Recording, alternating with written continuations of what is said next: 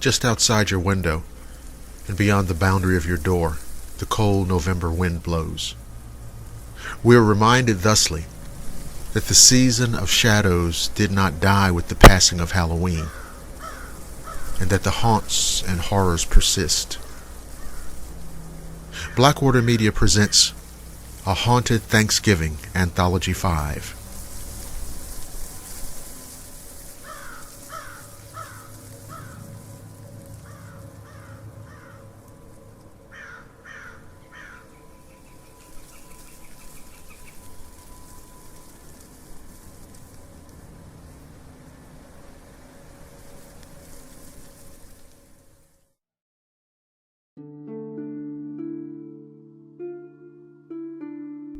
I come from a very good upbringing. My family had it very good, and I never really had to be without anything. I try to give back as much as possible. I donate a lot of money to the poor and things like that. One of the things that I'm the proudest of is that on Thanksgiving, I volunteer my entire day at a local homeless shelter. I try to make sure that these much less fortunate people have a good day as possible for them. I stay in the shelter overnight and leave the following morning. One of the sadder things about working in a shelter is seeing the same people there year after year. I guess seeing them makes me happy that they're not dead, but it would be nice if the majority of them were able to get themselves a place to live and not have to live on the streets anymore. The Thanksgiving 10 years ago is one that I'll never forget. There's not a lot of build-up to the story, so I'll get right to it. The day and evening went as well as it could. There was this one guy that I'd never seen before, and normally I wouldn't have even thought much about that. But he was very annoying and very rude. At one point, he even tried to take the food away from another man. Now, the rules of the shelter were that I was supposed to remove the man from the shelter for such an act. However, I couldn't bring myself to do that, not on Thanksgiving. I instead separated the two men and let the guy know that any further aggressive behavior would result in him being removed. The rest of the day and night went fine, as far as I was aware. However, at about 3 a.m, one of the other homeless guys came into the office. He told me that one of the other men had been stabbed. I ran out into the area, and sure enough, the man who nearly had his food stolen had been stabbed, and he was dead. I turned on the lights and searched around for the rude guy from dinner, and he wasn't there. I checked the bathroom, and the window was open. He had killed the one man and then left as quietly as he could. The most horrific part of this was a man losing his life over something as simple as a dinner. Even worse for me was that the man would likely still be alive if I'd followed the rules and removed the man during dinner instead of letting him remain because it was Thanksgiving.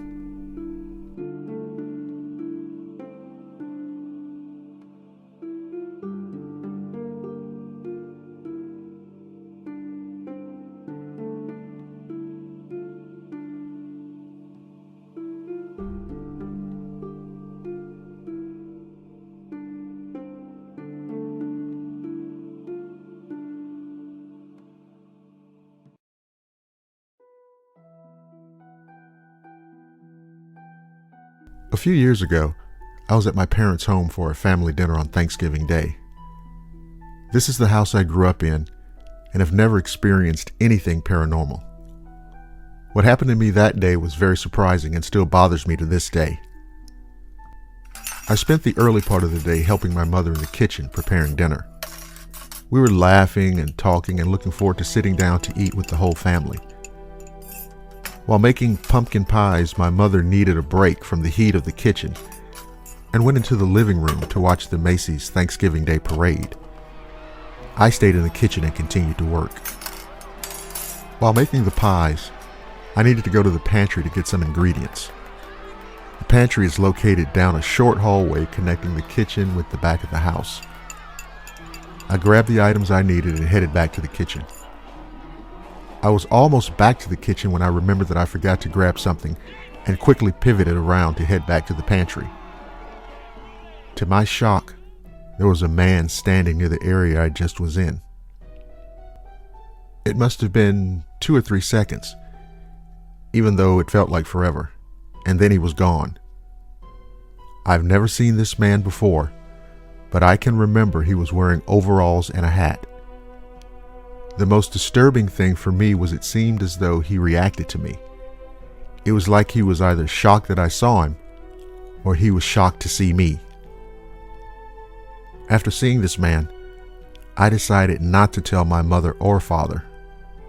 It wasn't until months later I finally felt comfortable enough to tell my mom about it. She was interested, but said she never had anything unusual happen to her in the 35 years she lived in the house.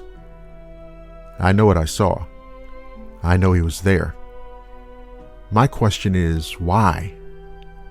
Who is he? Why did I see him? In my 28 years of living and visiting my childhood home at Thanksgiving brought back so many great memories. But the 2 to 3 seconds on that Thanksgiving day seems to be burned into my mind more than anything else I've experienced in that house.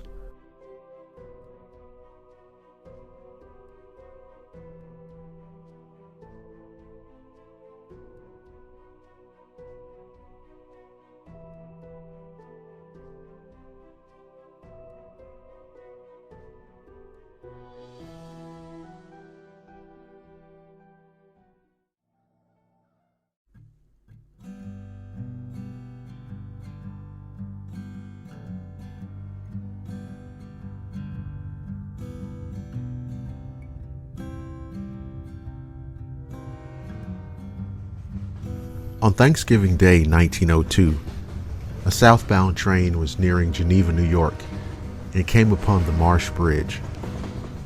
As the train approached the bridge, the engineer and fireman on board heard a piercing scream.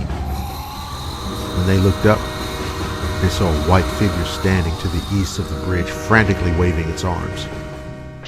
The engineer brought the train to a stop, and as he did so, they heard another scream, and the phantom disappeared before their eyes.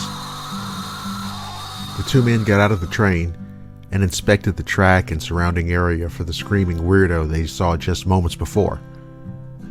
Nothing was out of place on the track, and there was no sign of any person or thing nearby. As they started across the bridge, they heard the shriek one final time.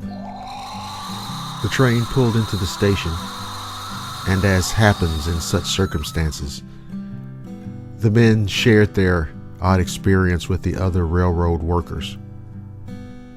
They learned that there was an accident at that bridge years prior. The engineer and fireman both died when the train went off the Marsh Bridge. The article that they read stated that the fireman's body was lost to quicksand and never recovered. Ever since that accident, a shrieking phantom is said to be spotted on this bridge every year on or near Thanksgiving.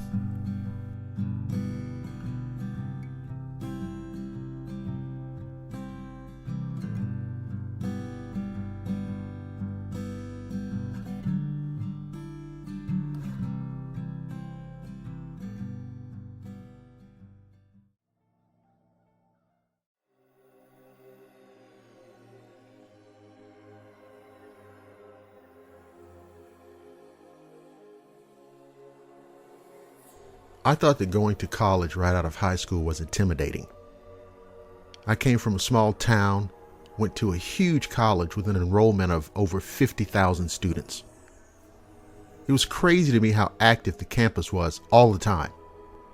If I thought it was a culture shock, though, it was nothing compared to what happened during Thanksgiving break.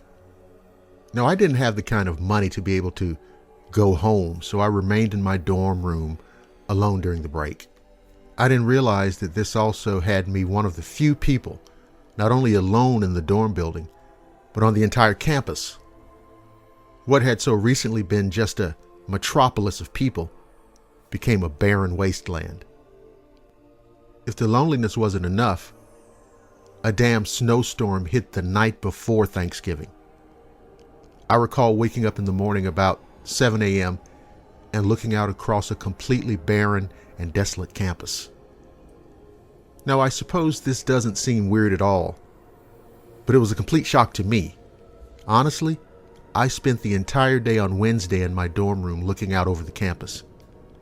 I didn't really even have the nerve to go out. However, I guess I began getting stir crazy on Thanksgiving.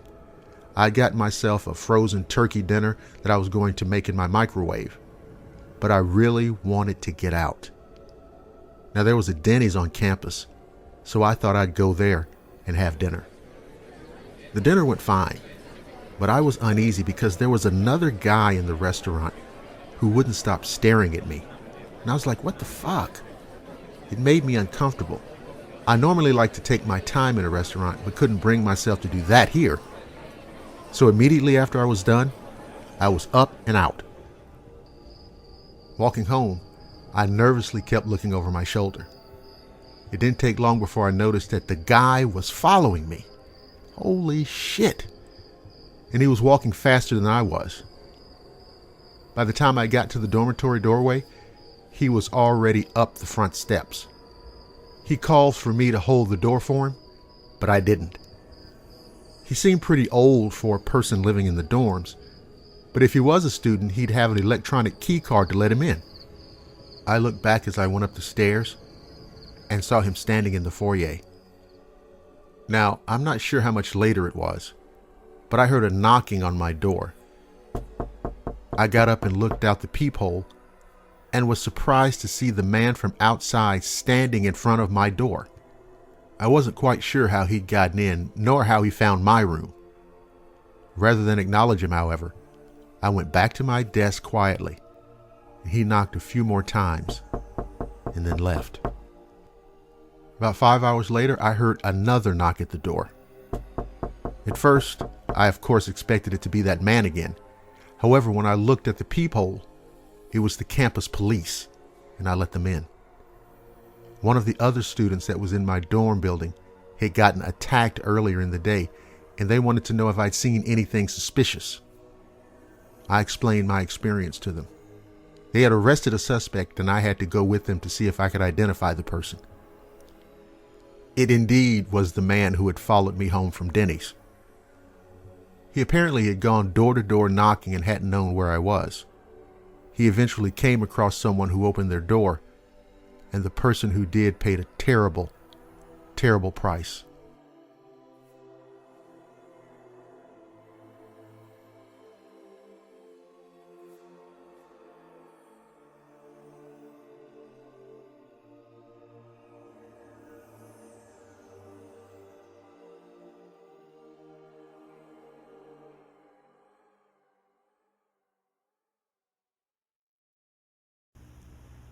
Remember, Harry, it's Marion's first holiday turkey, not a word if it's dry.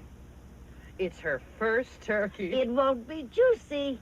What they don't know is Marion's first turkey is America's first turkey, Butterball. It's always juicy because it's specially deep basted, so every slice is moist and tender.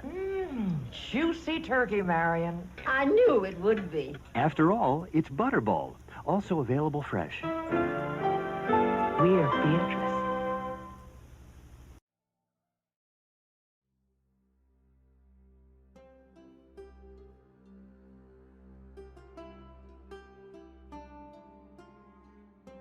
Every Thanksgiving, twin brothers Bill and Frank Watson used to hear a ghost story from their grandfather. A former railroad worker, their grandpa would retell this spooky story of a place known as Duffy's Cut, located in Pennsylvania. In 1909, a man was walking home from a tavern.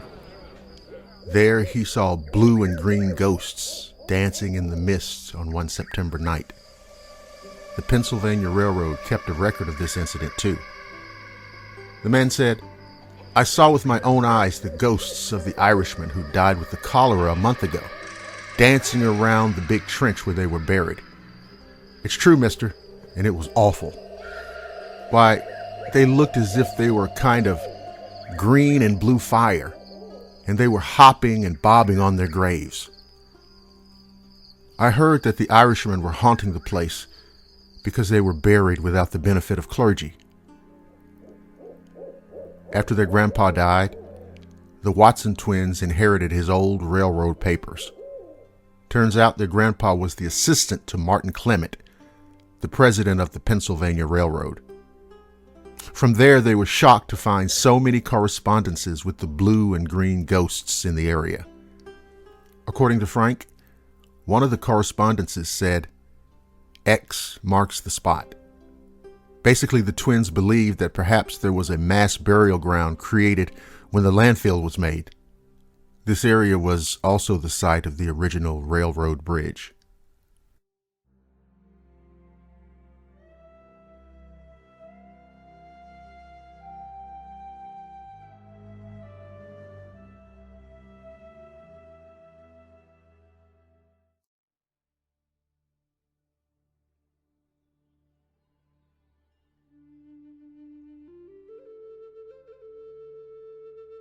An old witch was dead, and his people buried him in a tree up among the branches in a grove that they used for a burial place. Sometime after this, in the winter, an Indian and his wife came along looking for a good place to spend the night. They saw the grove, went in, and built their cooking fire. When their supper was over, the woman, looking up, saw long, dark things hanging among the tree branches. "What are they?" she asked. "They are only the dead of long ago," said her husband. "I want to sleep." "I don't like this at all. I think we'd better sit up all night," replied his wife. The man would not listen to her, but went to sleep. Soon the fire went out, and then she began to hear a gnawing sound like an animal with a bone. She sat still, very much scared, all night long. About dawn, she could stand it no longer, and reaching out tried to wake her husband, but she could not. She thought him sound asleep. The gnawing had stopped. When daylight came, she went to her husband and found him dead, with his left side gnawed away, and his heart gone. She turned and ran. At last she came to a lodge where there were some people. Here she told her story, but they would not believe it, thinking that she had killed the man himself. They went with her to the place, however. There they found the man with his heart gone, lying under the burial tree with the dead witch right overhead. They took the body down and unwrapped it. The mouth and face were covered with fresh blood.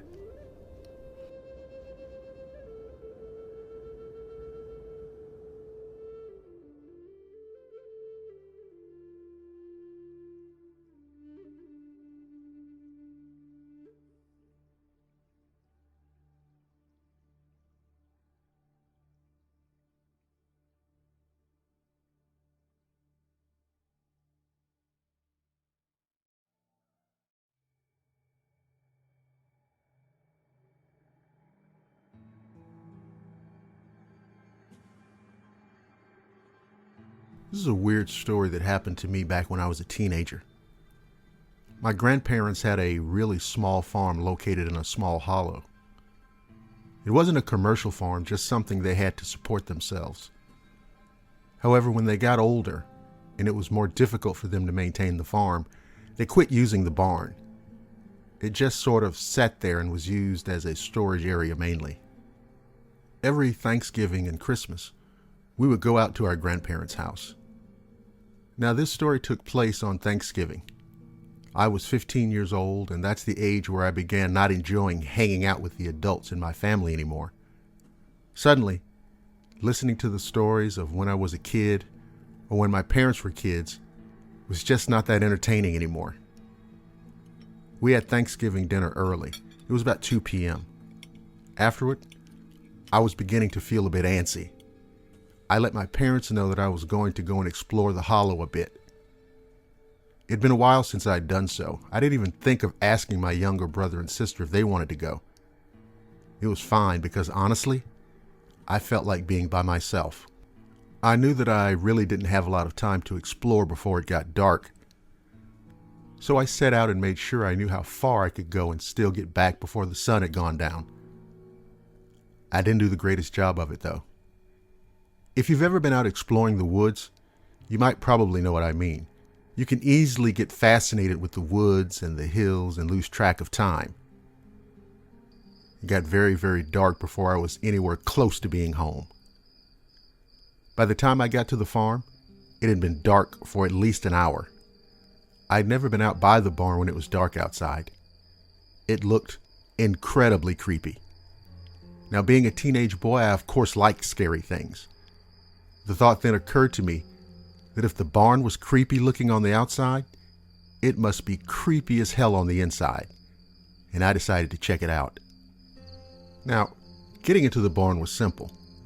My grandparents rarely locked the door of their house, much less about locking the barn. They lived in a really safe area where crime was pretty much unheard of. The barn did have one of those heavy wooden locks on it. There's a name for it, but I forget what it's called. I was surprised that I was able to get the door open at all. I figured that the hinges had to be nearly rusted shut. So as I mentioned, the barn was old. And even when it was in use, my grandparents would only have been in it during the day. So there was no light. Thank God that I lived in the era of smartphones, though, because I, of course, had a flashlight on my smartphone. I turned on the flashlight and just marveled at the creepiness. You know, if dark is creepy, then just a minor amount of light is that much creepier. I was fascinated by all the tools. So many sharp implements. Most of them were hanging up. However, there was a small hatchet lying on a workbench. It was discolored, and on closer inspection, I realized that it was coated in dry blood. Now, I don't know much about the slaughtering of animals, but I knew that my grandparents used to do it often. Chickens, pigs, and stuff. So I figured that the hatchet was used for that purpose, and they never cleaned it. The barn had a loft that was filled with hay, so I decided to climb the ladder and check it out. When I was shining the light around, it reflected off something buried in the hay. I was wondering if it was another tool or something and decided to check it out. Going over to it, I began moving the hay, and I screamed when the empty eye sockets of a long dead corpse were staring directly at me. I fell backwards and nearly fell off the loft. I quickly climbed down the ladder and ran out of the barn without closing the door. I rushed into the house and told my parents and grandparents about what I'd seen. My father, a huge man, like Hulk Hogan sized, went out to confirm what I told him. My grandparents phoned the sheriff's office. The body had been in the loft for about 3 years. It had several hatchet wounds on it that the police told us were caused by the hatchet I'd seen on the bench. The hatchet I picked up. So not only had I found a dead body, but I held an actual murder weapon in my hand. That was truly disturbing to me. But it wasn't nearly as disturbing as the realization my grandparents had that they had lived in the house for 3 years without knowing a dead body was in the barn. No one was ever caught, and we to this day have no idea who killed that man or why.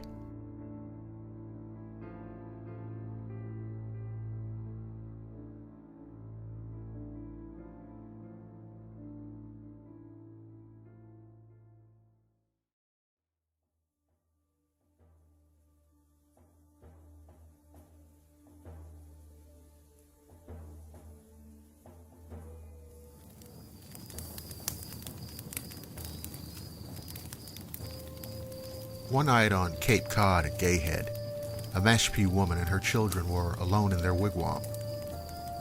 The children were sound asleep in their blankets, and their mother sat knitting beside her central fire pit. As customary, her door flap was wide open. Suddenly, she became aware of someone approaching her doorway and went to see who it might be. A sailor stood outside, and she asked him, "What do you want?" He replied, "I'd like to come inside and warm myself by your fire, because my clothes are wet, and I feel chilled to the bone." She invited him inside and offered a place for him to sit beside the fire to dry out and warm himself.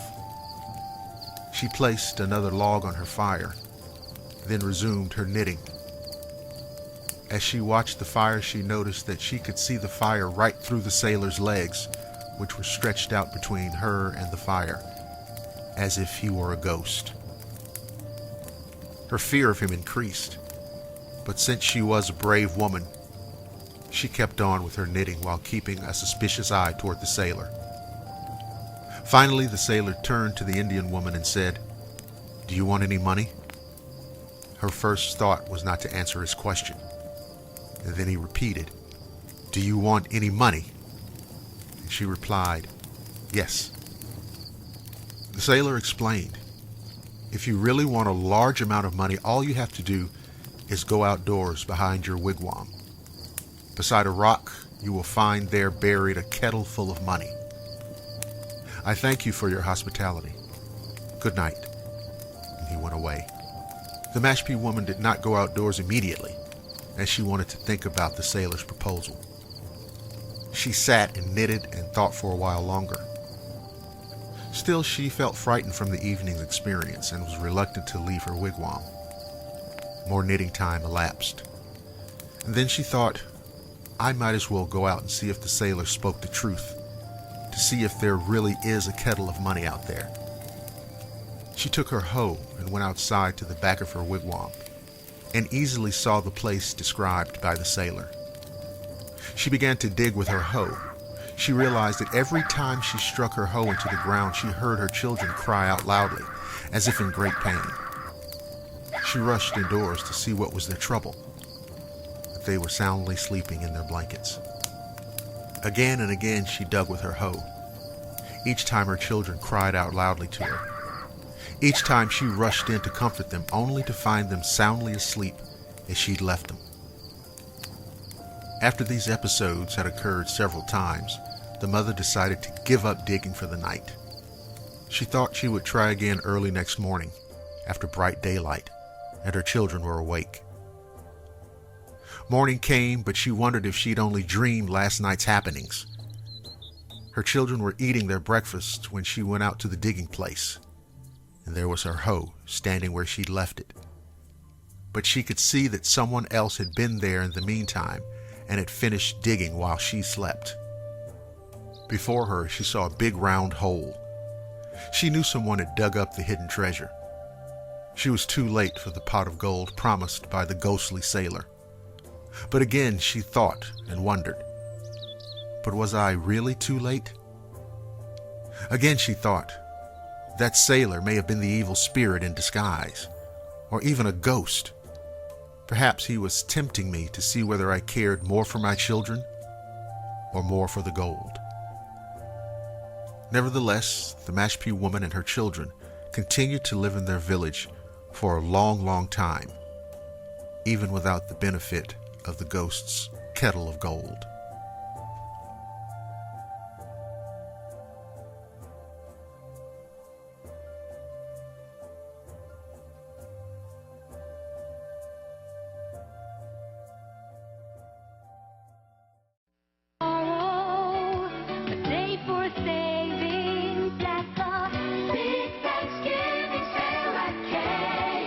Tomorrow morning, every Kmart in America will open at 8 a.m. for a Thanksgiving sale. Check your Kmart circular. You'll find pages of great gift values for every person on your list. The nationwide Thanksgiving sale. Tomorrow only, starting at 8 a.m. at the Kmart near you. Kmart, we've got it, and we've got it good.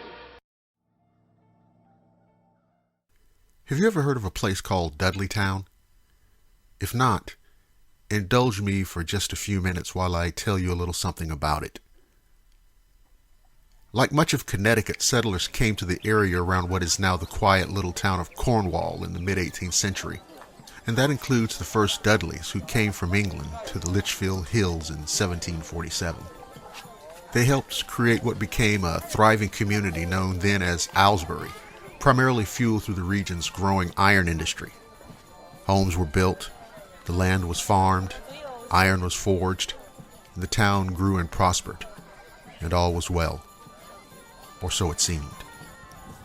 Some attributed the demise of the town to multiple mundane factors: the depletion of the farmland, the decline of the area's iron industry, the natural progression of younger Americans heading west to settle new lands, etc. Of course, there are others who simply believe the Dudley clan was cursed, as an inordinate number of Dudleys supposedly came to untimely ends, and that the troubles extended to the village they helped found.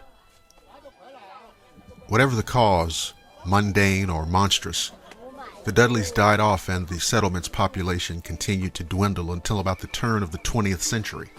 Finally, the last resident gave up and abandoned what was left of the town. The surrounding forest slowly swallowed up the homes and buildings, and today, the only remnants of what had been are a few crumbling foundations and empty cellars. But what about this curse? The story goes that anyone who's tried to live in what had been Dudleytown has come into some terrible misfortune. Over the years, there has allegedly been everything from suicides to demonic possessions, and almost every kind of dark manifestation to speak of.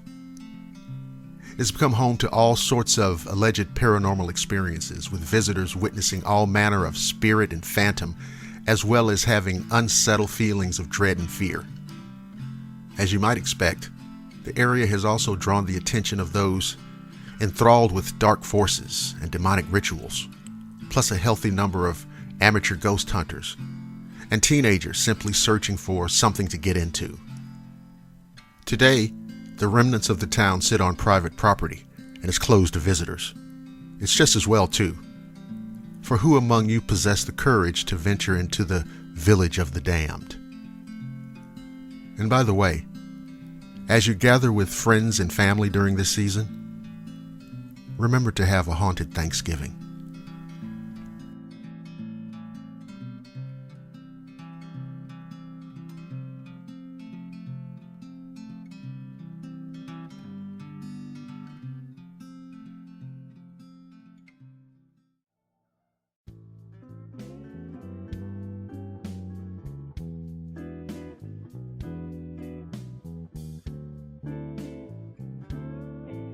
I wanted to add my own personal entry into this year's round of A Haunted Thanksgiving Stories. From the time I was a baby, we always spent Thanksgiving down in Waycross, Georgia, with my maternal grandmother, who we called Mama Lonnie. Oh, I should also mention that my great-grandmother lived right next door to Mama Lonnie. She's really at the heart of this story. Every year we packed up the car and drove 250 miles south to Waycross. I remember what at the time seemed like long stretches of endless highway, the farms, the endless rows of trees, and the roadside diners where you might expect the typical fare of Coca-Cola, fried chicken, coffee, or hamburgers. There's a lot of memories about those days that I could share with you, and maybe I'll share more when the opportunity to tell another story happens along. But suffice it to say, it was a small, quiet town where dirt roads and enormous backyard oil tanks were common. And in the late November air, you could usually detect the sound of a distant train and the scent of burning leaves. My great-grandmother's backyard ran for about 50 feet from her back porch. Immediately beyond that, there was a thicket of rotten lumber, hundreds of discarded bricks, rusted metal, all swarmed over with weeds, fallen branches, and crumbling leaves. It was a long abandoned construction project of some sort. Someone might have told me what it was originally planned to be, but if they did, I've long since forgotten. As a child, it frightened me. I don't remember ever getting within 10 feet of the area. I always wondered what might be creeping around out there, especially at night. It didn't help that Mama Lonnie said that it was crawling with snakes, spiders, and big rats. But it was my great-grandmother who told me something that chilled my blood. She said that at night during the autumn months, and just after midnight, that a hutch-kuchopko crept around back there. I said, "A what?" And she said it again. A hutch-kuchopko. She said that the white folks called it long ears. She said it was in the shape of a huge gray wolf with a tail like a horse. She said it gave off a terrible odor, carried every disease imaginable, and haunted, desolate places. Now, the truth is, I never saw it, and I'm glad. It's funny, too, because over the years, I rarely thought about what she said. But I never forgot that eerie little patch of land. Did an evil, wolf-like entity move in the shadows back there while we slept soundly? Perhaps. I'll always wonder. It all happened years ago. My great-grandmother died in 1990, Mama Lonnie in 2000. So I haven't been back to Waycross in over 20 years, and I doubt if I'll ever see that place again. All of the people from there that were near and dear to me are now long gone. And that which tied me to those sights and sounds, the scents, the joys, and the fears, are no more. And oh yes, as you gather together with friends and loved ones, please, have a haunted Thanksgiving.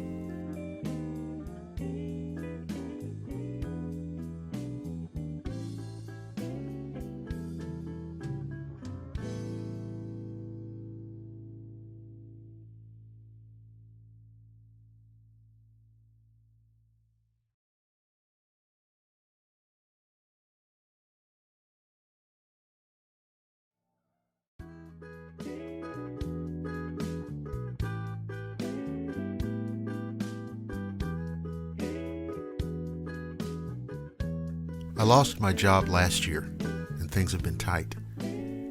My wife works, though, so we've been relying on her salary. I took over cooking and housework things as I'm home all day now. I'm looking for work, but I'm down to applying to fast food places, and they don't seem to want people my age. Some days it all feels quite desperate and out of control. I do quite well with budgeting for most bills, but I've had to do a lot of stretching for food on our new lower income. You know what I mean. Lots of cheap pasta dishes and buying up veggies on special offer that need to be cooked immediately. Just in terms of price, a lot of protein is totally out of our reach right now. Sometimes I can manage cheap cuts of meat if I pick it up on the best before date, again, selling as a special offer. But those go fast at our local supermarket. Even the food banks have mostly pasta or canned foods. There are a lot of people in our situation, it seems. On top of all this, we really aren't as healthy as we used to be either. Recently, though, we've been doing better. It seems as though I might be able to set a nice table for Thanksgiving. Maybe not a roast turkey and all the trimmings, but my wife came home the other day with a big pack of ground meat, so along with some potatoes and onions, I prepped a few dishes for Thanksgiving dinner. My wife even got kidneys for a pie. Thing is, though, I can't figure out how she's doing it. Don't get me wrong, I'm not unappreciative, but I just don't know how she's able to afford it all. After all, her job at the mortuary really doesn't pay that well. Oh, and by the way, please have a haunted Thanksgiving.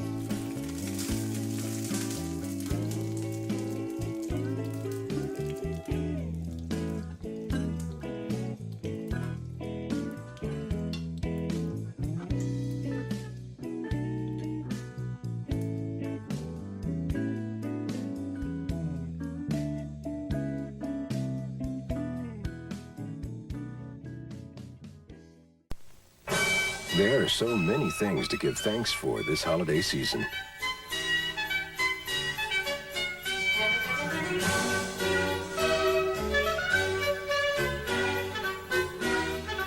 And the first just may be that there's a Kroger nearby. Kroger, where your celebrations begin.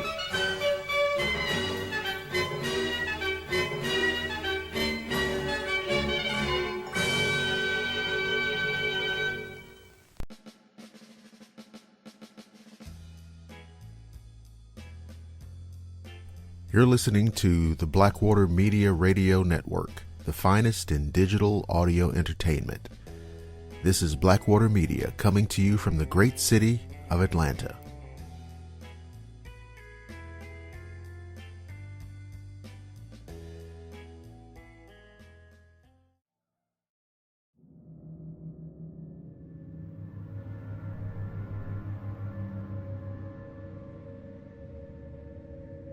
This incident happened to me when I was very young, and it still chills me to the bone to this very day. My parents and my brother and I went down to Virginia to visit my aunt, uncle, and cousins for Thanksgiving. Since my cousin's house was full of relatives, my family got the basement to sleep in. My brother and I both got cots to sleep on, and my parents on the roll-out couch.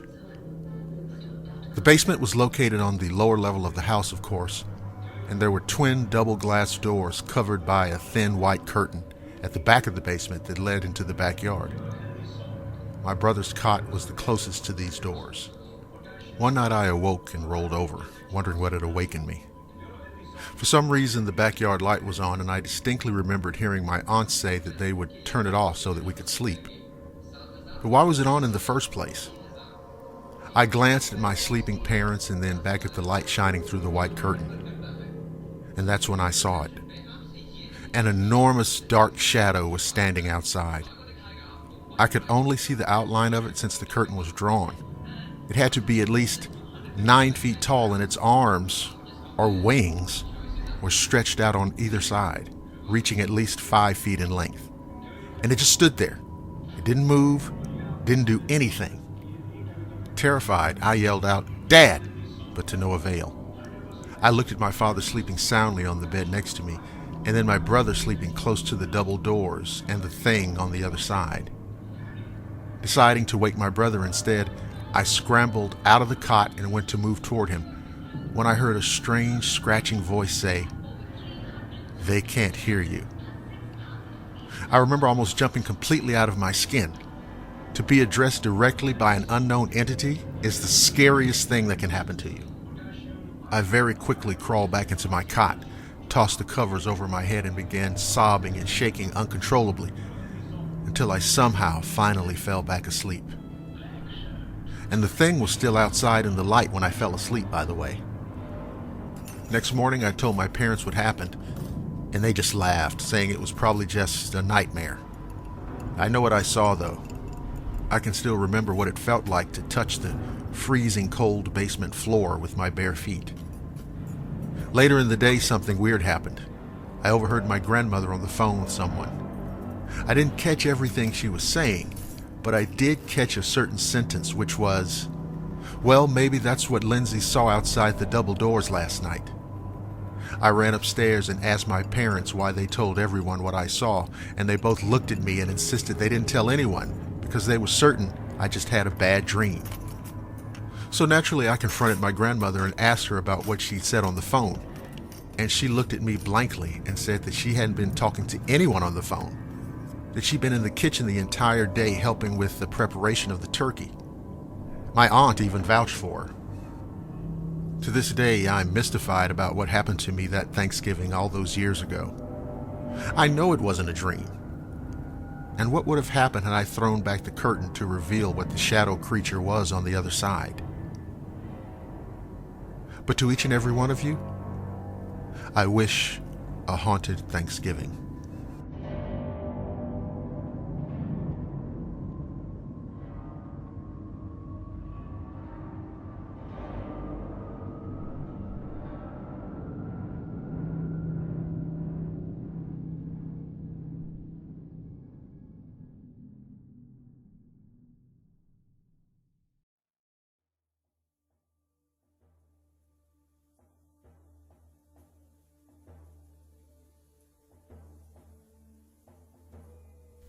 In the days before horses, a party of young Arapahoes set off on foot one autumn morning in search of wild game in the western mountains.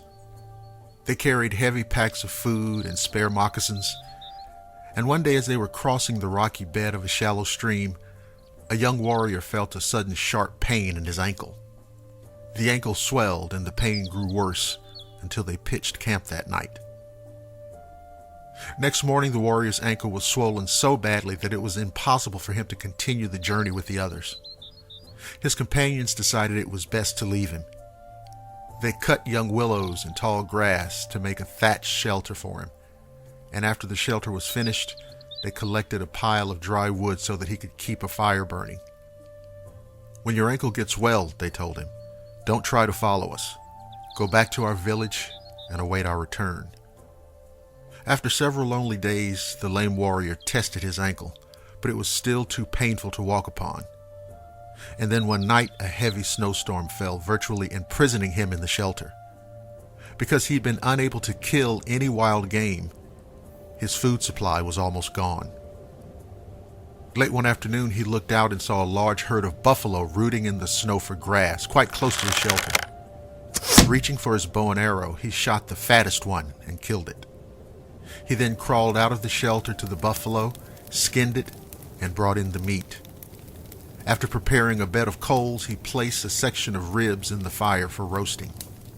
Night had fallen by the time the ribs were cooked, and just as the lame warrior was reaching for a piece of meat, he heard footsteps crunching in the frozen snow. The steps came nearer and nearer to the closed flap of the shelter. Who could that be? He said to himself.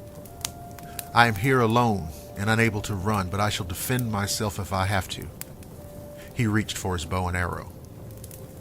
A moment later, the flap opened, and a skeleton clothed in a tanned robe stood there looking down at the lame warrior. The robe was pinned tight in the neck so that only the skull was visible above the skeleton feet below. Frightened by this ghost, the warrior turned his eyes away from it. You must not be frightened of me, the skeleton said in a hoarse voice. I have taken pity on you. Now you must take pity on me. Give me a piece of those roast ribs to eat, for I am very hungry. Still much alarmed by the presence of this unexpected visitor, the warrior offered a large piece of meat to an extended bony hand. He was astonished to see the skeleton chew the food with its bared teeth and swallow it. It was I who gave you the pain in your ankle, said the skeleton. It was I who caused your ankle to swell so that you could not continue on the hunt. If you had gone with your companions, you would have been killed. The day they left you here, an enemy war party made a charge upon them, and they were all killed. I am the one who saved your life. Again, the skeleton's bony hand reached out, this time to rub the warrior's ankle. The pain and swelling vanished at once. Now you can walk again, the ghost said. Your enemies are all around, but if you will follow me, I can lead you safely back to your village. At dawn, they left the shelter and started off across the snow, the skeleton leading the way. They walked through deep woods, along icy streams, and over high hills. Late in the afternoon, the skeleton led the warrior up a steep ridge. When the warrior reached the summit, the ghost had vanished. But down in the valley below, he could see smoke coming from the teepees of his Arapaho village.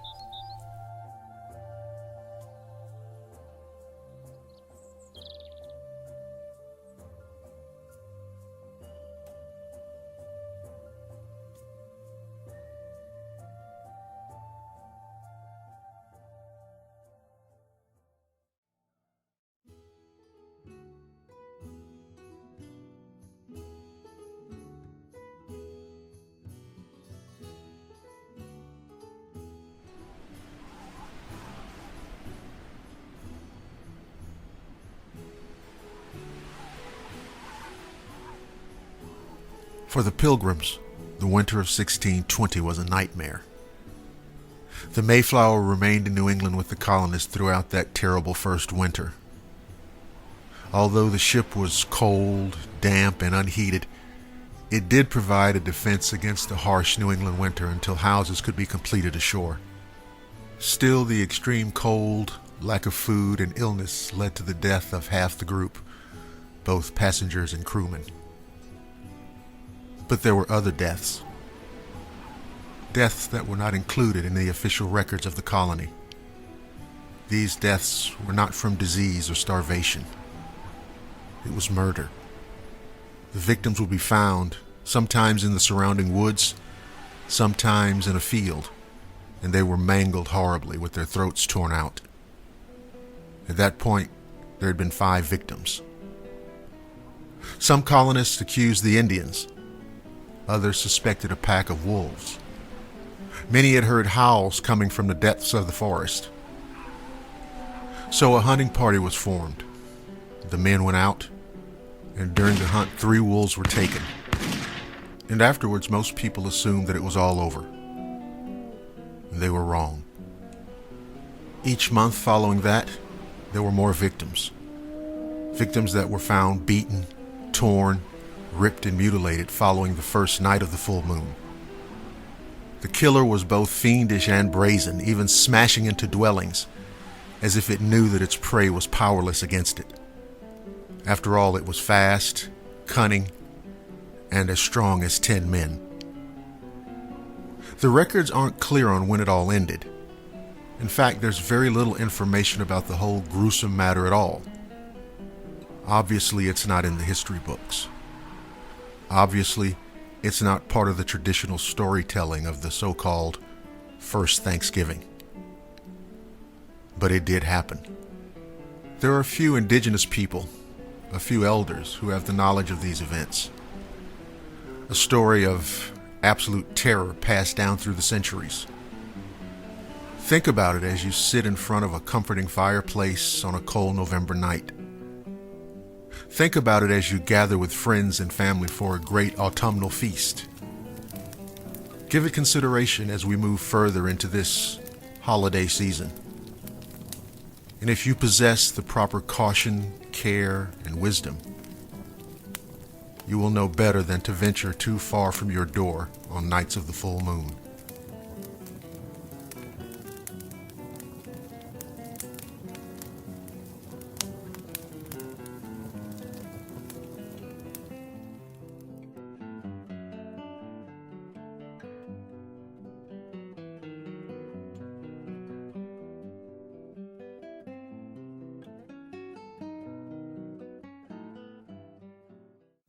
Love and kisses. That's what a girl gets when she roasts her turkey the Reynolds Wrap way. Directions are on the heavy-duty package. First, line your roasting pan with Reynolds Wrap to catch the juices. See how it molds tight and firm? So strong, so tear-resistant. Now tint the turkey with Reynolds Wrap to keep the bird deliciously moist. Beautiful. Reynolds Wrap, oven-tempered for flexible strength. Reynolds Wrap.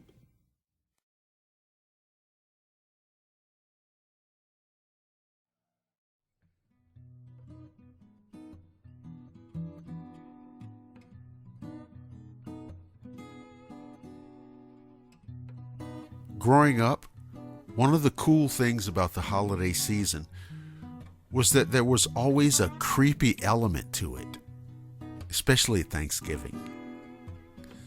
I've mentioned it before. I talked about it in another story that my mother is from Waycross, Georgia, which is extreme South Georgia, right up against the Okefenokee Swamp. And we always drove down there and spent 4 or 5 days for Thanksgiving. Now, yes, of course, I have fond memories of movies, football games, the scent of burning leaves. It was always a chance to reconnect with my past, my roots. People would drop by and reminisce and tell stories of times long gone. Inevitably, a ghost story would come up, and my eyes would widen, and my ears became super subspace antennas. At some point, I heard this word, haint, and I couldn't make heads or tails of it. I never heard the word at school or on TV or in a movie. I remember asking my great-grandmother what a haint was, and I can goddamn well assure you, I wasn't ready for the answer. She put her hand up to her librarian-type glasses and explained. A haint is a restless ghost who has not left the world but has remained behind to haunt the living with trickery that is often harmless but sometimes more menacing in nature. She said that they often frequented isolated, forgotten, desolate places, back roads, abandoned buildings, and the deepest, darkest regions of the swamps. And shit, After that, I couldn't get enough. Every year when we went down there, I would ask anybody if they knew any haint stories, knowing full well that it would scare the hell out of me. I remember laying in bed thinking about those stories. You see, Waycross is a small town.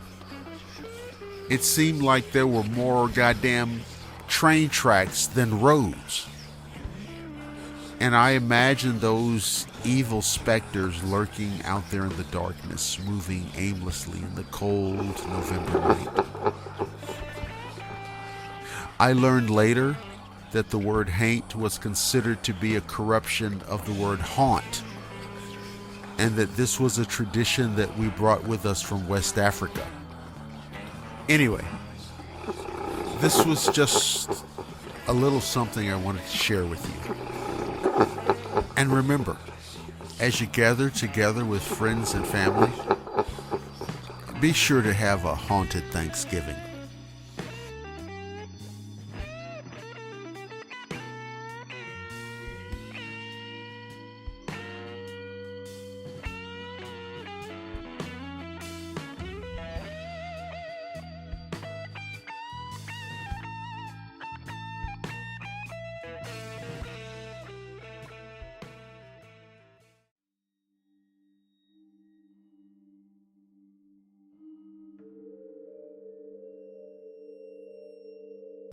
I was 19 and home on leave from the military.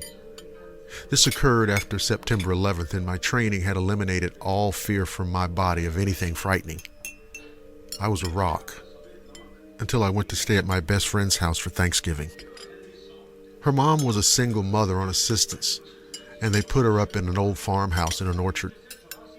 She had 2 younger brothers and a younger sister. We stayed up late talking, and then she told me I had to sleep in the servant quarters off the kitchen. They said it was cut off sort of from the rest of the house because in 1919, when it was built, the people who owned it had lots of servants, and they didn't want them seen by guests. They exchanged a knowing glance, and I went up the winding back steps to the servants' bedroom. There was an old clock hanging on the wall in the hallway, and I could hear it ticking. I was kind of uncomfortable and had vertigo upon entering, but paid it not much thought and dropped off to sleep. I was awoken by a terribly sad crying and wailing. I went to sit up and something dropped onto my back. I was on my stomach.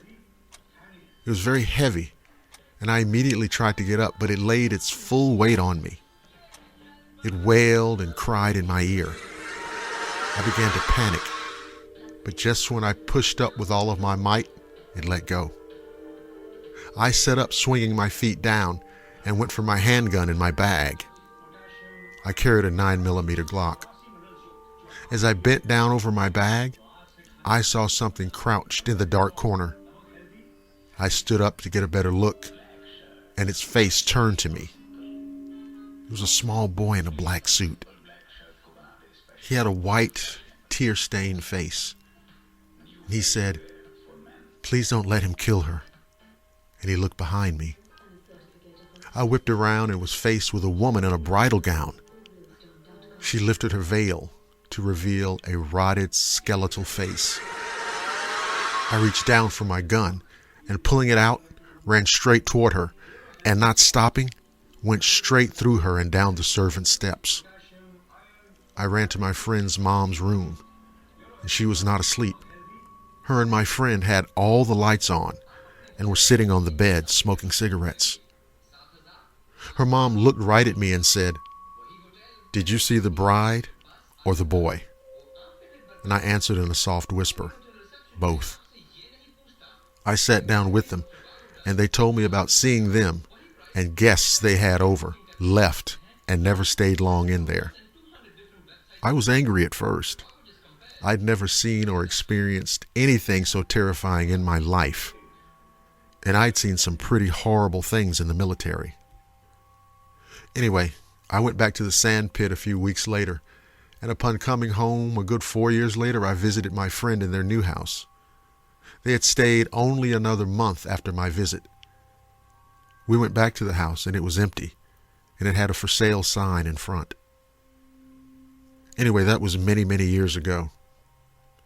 But every now and then I check out the house. It no longer has a sign. It's condemned. I attest to every facet of this story being true, and to this day, when I think of it, I get vertigo and goosebumps. It changed me. Because you see, that year, I had 2 ghosts for Thanksgiving. And I wonder what you would do if it turned out that you had a haunted Thanksgiving.